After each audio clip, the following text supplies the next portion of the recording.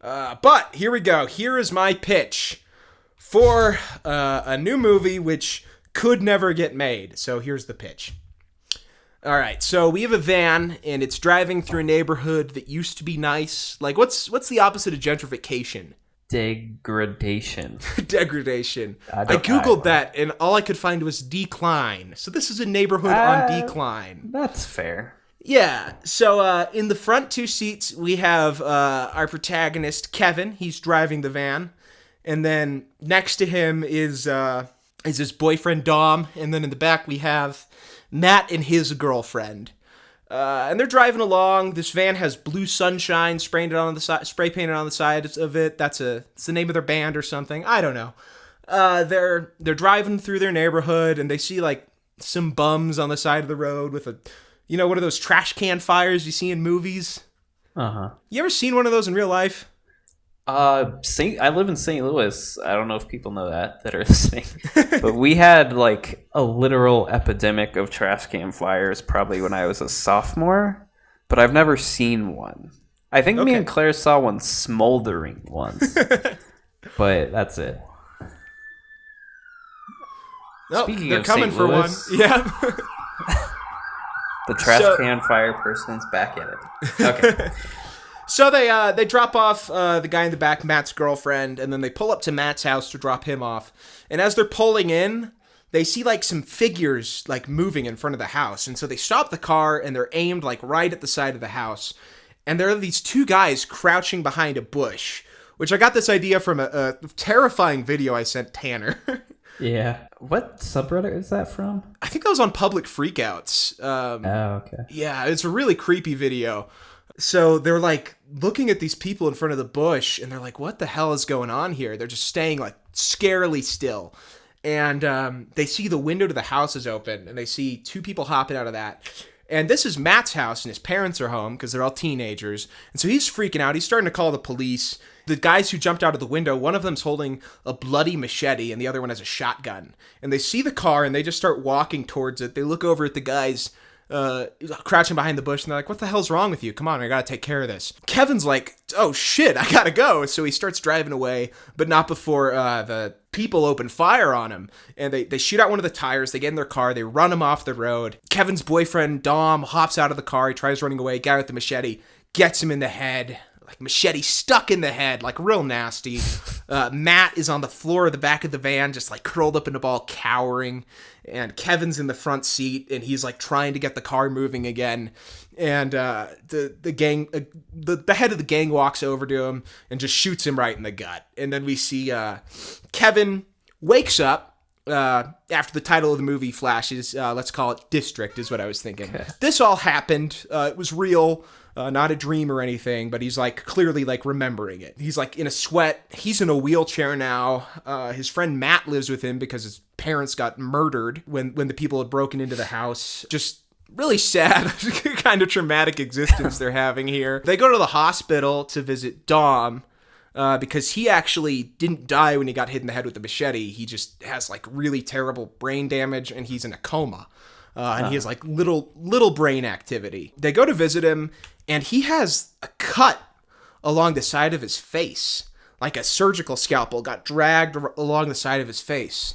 They're like, what's going on here? So they go and they get an orderly, and they're like, how did this happen? Did he fall out of his chair? Like, how could this have happened? He's in a coma. Like, is there malpractice? Is there abuse happening here?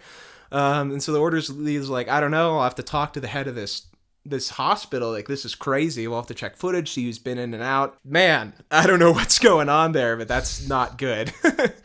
Kevin and Matt, like, eventually, they're just, like, going about their life as best they can. And they meet with the police to try and see if they've learned anything about the crimes that happened. Because it was, like, I don't know, 6 months to a year ago at this point. They're still young enough to be in high school. They're probably seniors now. The police are like, well, we don't really have anything that we can say, but we know that the gang-on-gang violence in this city has gone up a lot. And they're like, that's weird. And they're like, yeah, some of the deaths have been strange. They're like, strange how? Like, someone died on the toilet. The cops are like, well, we can't really tell you about that. That's classified. And the younger cop was like, this used to be a nice neighborhood. And then the old vet, he's like, No, it didn't. What are you talking about? This place used to be a slaughterhouse.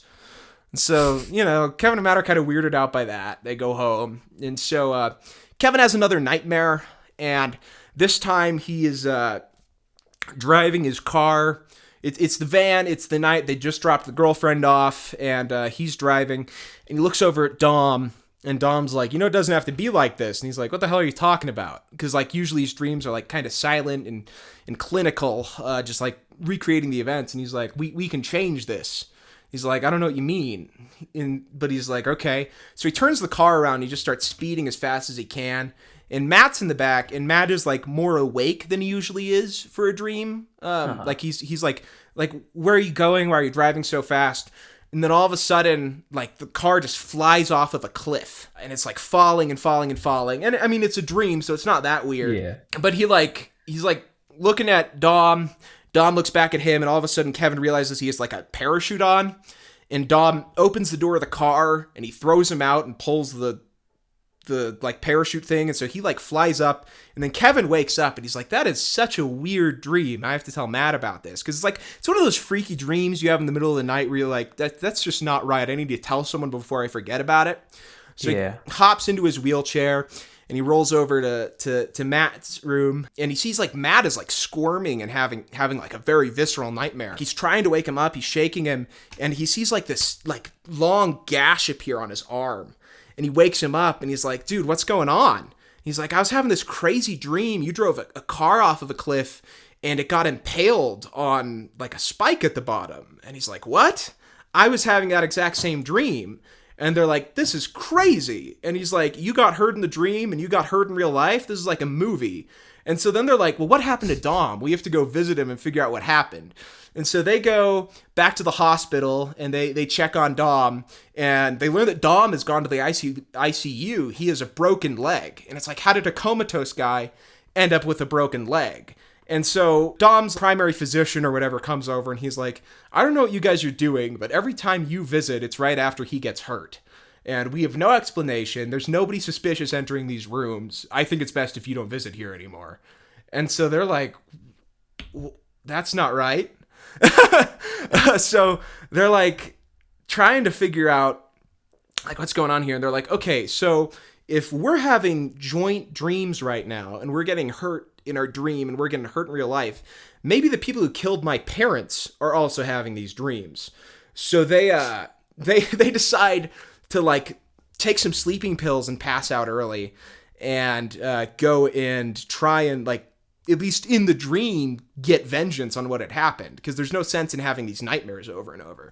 So they sneak up, they get the hook on the two guys behind the bush, and they like disarm them and just basically execute them. And it's just like, it feels so real and it's so scary to them. And they're like, this isn't right. They hear the guys in the house trying to get out. And so they're like, we just have to drive off and try and wake up. And so they end up waking up the next day. And like, of course they learned that the gang members they killed in the dream ended up dying in real life. And it's like, what the fuck is going on here? And I haven't like fully figured out the details here, but eventually they get kidnapped by like the surviving gang members, and they take them back to their warehouse, and they're like, here's the deal. We don't think that you specifically have been causing this, but we have been having the most fucked up dreams ever since we attacked your parents' house. And at first we were using this as a way to like do hits on other gang members without being caught or having it linked back to us. But then this guy showed up, and he had like this fucked up face, and he's just like terrorizing us. And I know you guys are linked somehow. So we're all going to take some sleeping medicine I have in this needle, and the gang members like strap them down, make everybody take the needle together. And, you know, of course they go to the dream.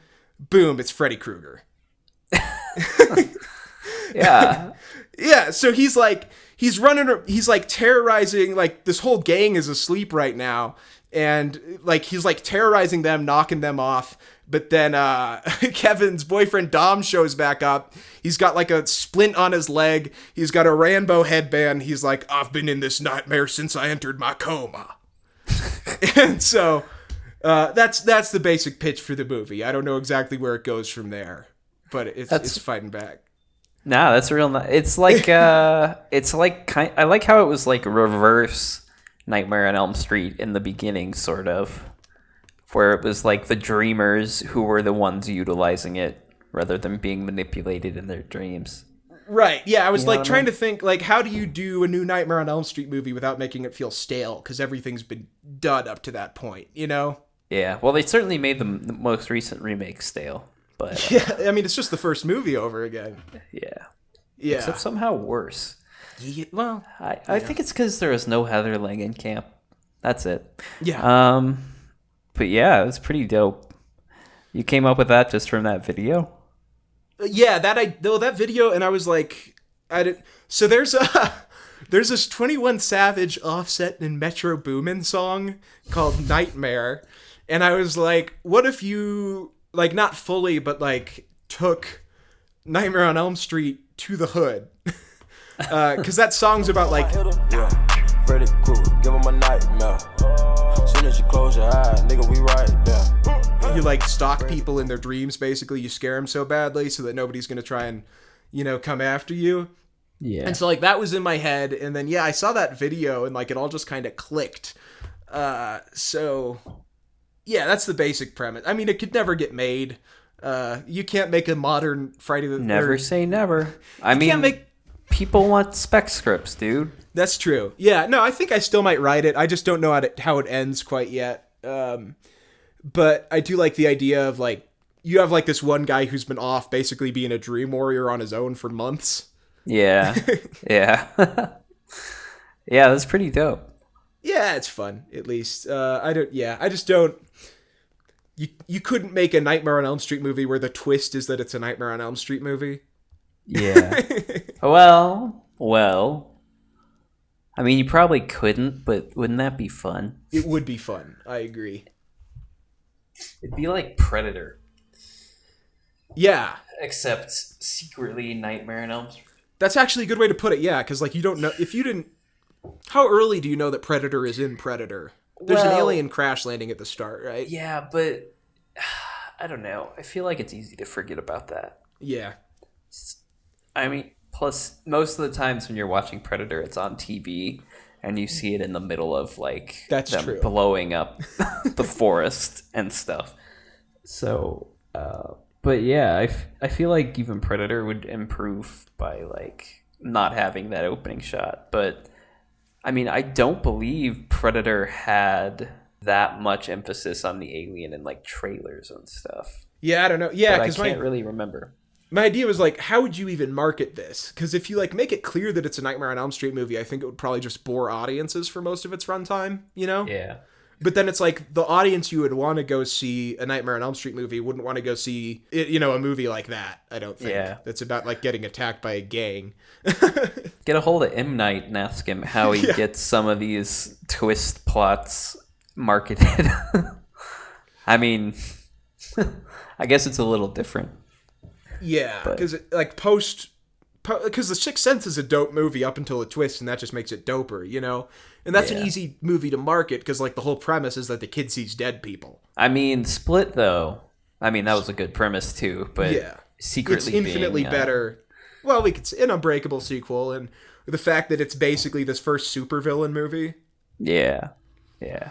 And I guess I should clarify, like, Freddy had started this gang war basically to get the fear levels to rise, Uh-huh. which is how he came back. Because, in Freddy versus Jason, he had to use Jason in order to get... I haven't seen that yet. Oh, yeah. Well, that's like the basic premise is that, like, he's pretending to be Jason's mom in order to... Yeah. In order to get Jason to kill people in that neighborhood.